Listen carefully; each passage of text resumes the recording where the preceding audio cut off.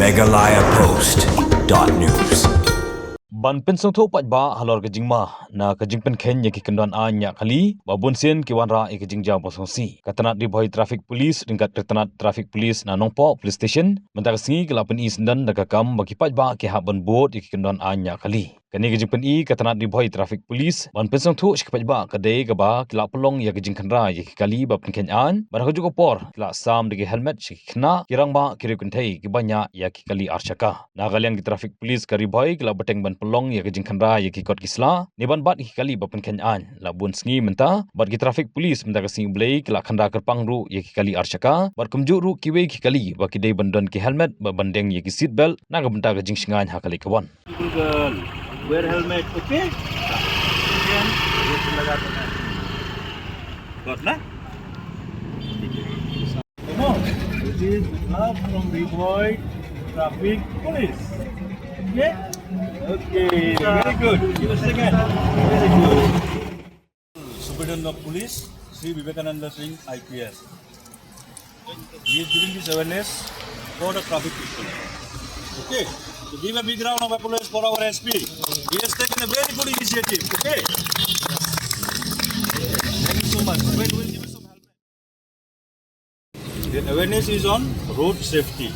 If you don't wear helmet, you know what is happening, na? It is safety for you. Okay? Wear helmet, at least you will not get serious injuries and also. Huh? It is your duty to wear helmet to save yourself, own self. Because you see daily these accidents are going on. Yes or no? So you see now the casualties how. If you wear helmet, at least the seriousness of nature now will be less. But if you don't wear helmet, you will get very serious this thing, nah? No. So please, this is my request to all of you to please wear helmet. Okay?